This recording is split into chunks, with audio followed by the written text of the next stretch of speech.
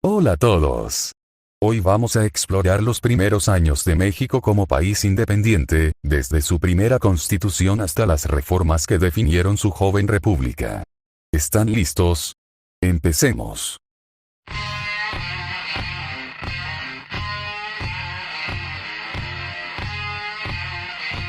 Tras lograr su independencia de España en 1821, México enfrentó el desafío de transformarse de un virreinato a una nación soberana. Inicialmente, México se proclamó como un imperio bajo Agustín de Iturbide, pero esta fase fue breve y dio paso a la formación de una república. En el vasto mosaico de luchas por la independencia en América Latina, la historia de México destaca por un camino único y un personaje central inesperado: Agustín de Iturbide.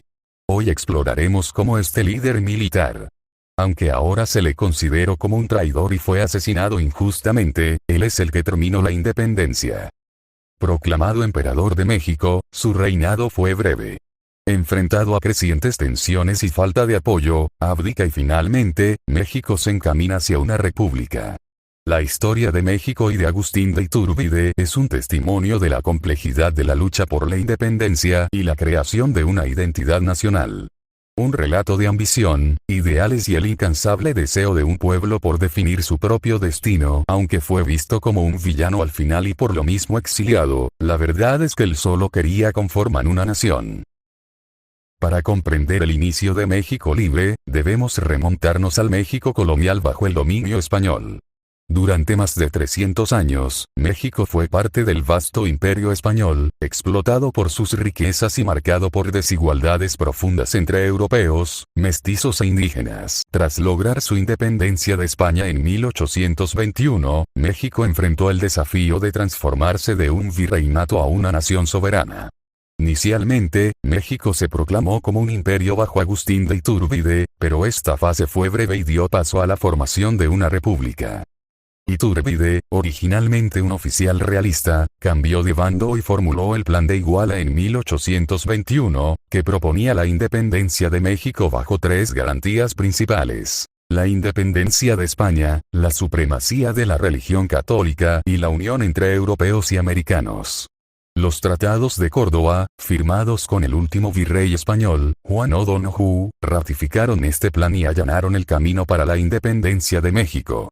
Entrada a la Ciudad de México, 1821. Iturbide lideró el ejército trigarante en una entrada triunfal a la Ciudad de México el 27 de septiembre de 1821, marcando formalmente la independencia de México de España.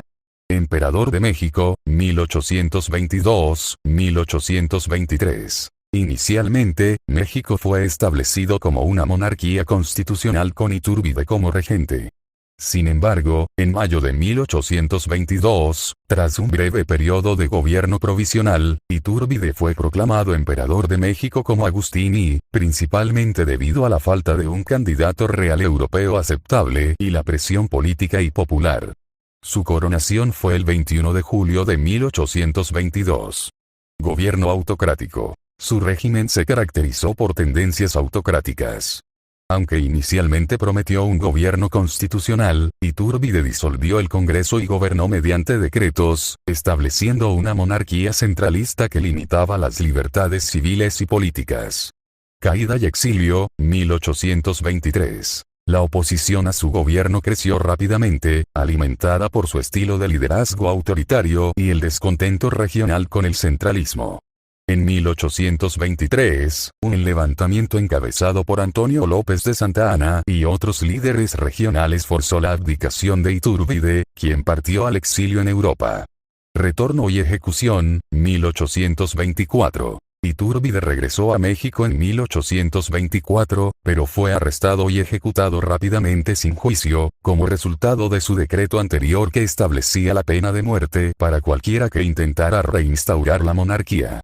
La figura de Iturbide es polémica y compleja, siendo visto por algunos como un héroe de la independencia y por otros como un oportunista que buscó coronarse en un momento de vacío de poder. Su legado es parte esencial de los debates sobre los inicios del México independiente. La Constitución de 1824, formalmente llamada Constitución Federal de los Estados Unidos Mexicanos, fue promulgada el 4 de octubre de 1824, tras la independencia de México de España. Esta Constitución estableció a México como una república federal compuesta por estados libres y soberanos en cuanto a su régimen interior, pero unidos en una federación establecida según los principios de la Constitución misma. 1. Gobierno republicano, representativo y federal. La forma de gobierno fue diseñada siguiendo el ejemplo de los Estados Unidos, con un sistema federal que dividía los poderes entre el gobierno nacional y los estados. 2.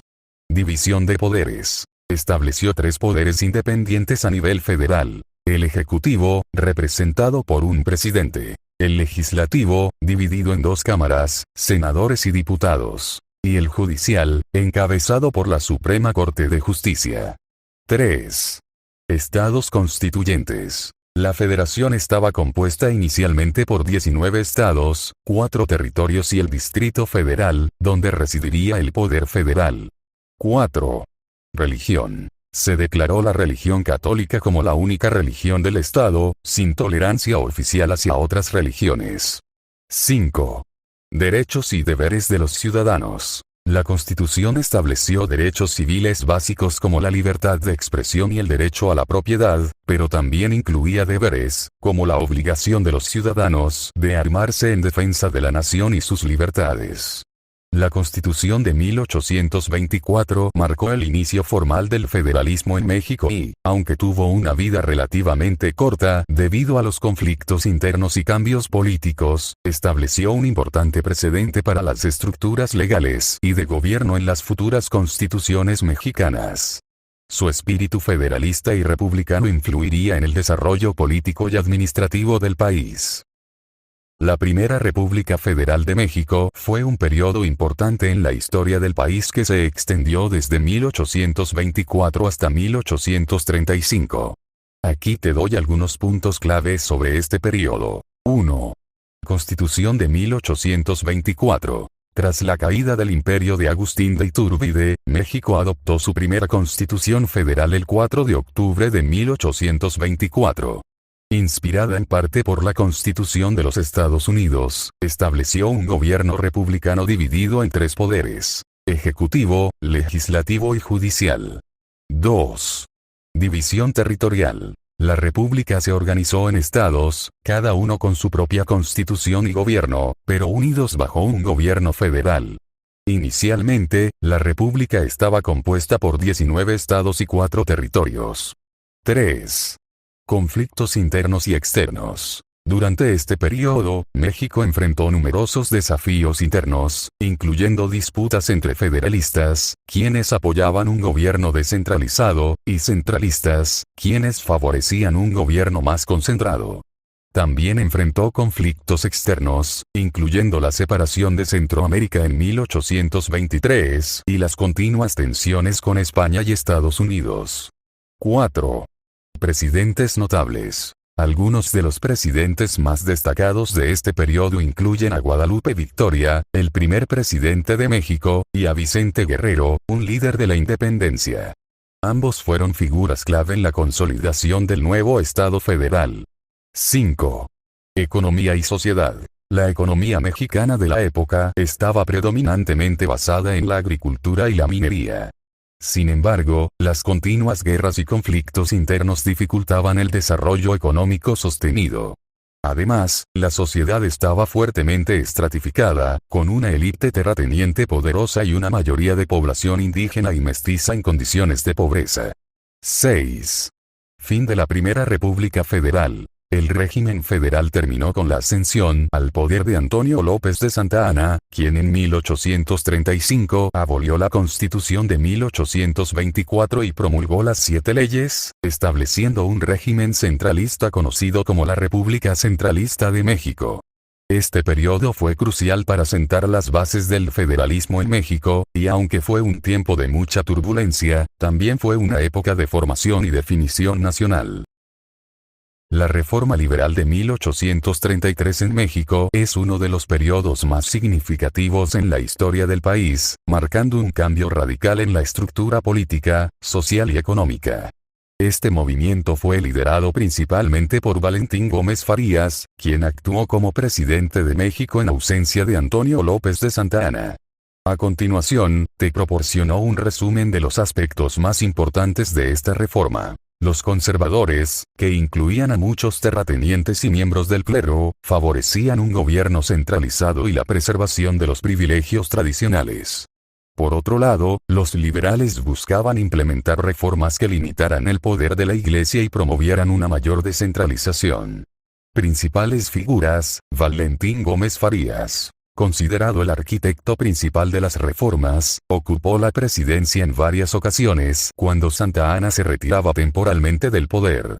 Antonio López de Santa Anna. Aunque menos activo en la formulación de políticas, su presidencia fue crucial para la implementación de las reformas debido a su influencia y poder político. Reformas principales 1. Educación. Se implementaron reformas para secularizar la educación, quitando el control de la educación de las manos del clero y promoviendo una instrucción basada en principios científicos y laicos. 2. Religión. Se restringió el poder de la Iglesia Católica, incluyendo la abolición de los diezmos obligatorios y la secularización de cementerios y registros civiles. 3.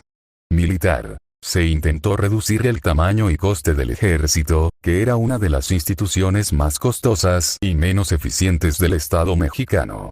4. Economía. Las reformas incluyeron también intentos de modernizar y liberalizar la economía, aunque muchas de estas reformas encontraron resistencia y tuvieron un éxito limitado. Impacto y legado. Las reformas de Gómez Farías sembraron las semillas para futuras reformas liberales, especialmente la reforma de 1857, que culminó en la Constitución de 1857 y las leyes de reforma bajo Benito Juárez. Sin embargo, en el corto plazo, las reformas de 1833 provocaron considerable resistencia y conflicto, lo que llevó a frecuentes cambios de gobierno y desestabilización política. Resistencia y consecuencias. Las medidas adoptadas por Gómez Farías enfrentaron una fuerte oposición de los conservadores y el clero, quienes veían amenazados sus intereses y poder tradicional. Esto resultó en una serie de rebeliones y conflictos, y eventualmente en la reversión de muchas de las reformas cuando los conservadores recuperaban el poder. En conclusión, aunque muchas de las reformas de 1833 fueron revertidas o modificadas en años subsiguientes, este periodo fue crucial para definir el carácter liberal que guiaría la política mexicana en décadas futuras. Además, estableció un precedente en la lucha por el secularismo y la modernización en México. Desde su independencia hasta la Reforma Liberal, los primeros años de México como nación independiente fueron una época de transformaciones profundas y desafíos constantes. Si te ha gustado este viaje a través de la historia de México, no olvides darle like al video, suscribirte al canal y compartir tu opinión en los comentarios. ¿Qué tema te gustaría que exploráramos a continuación?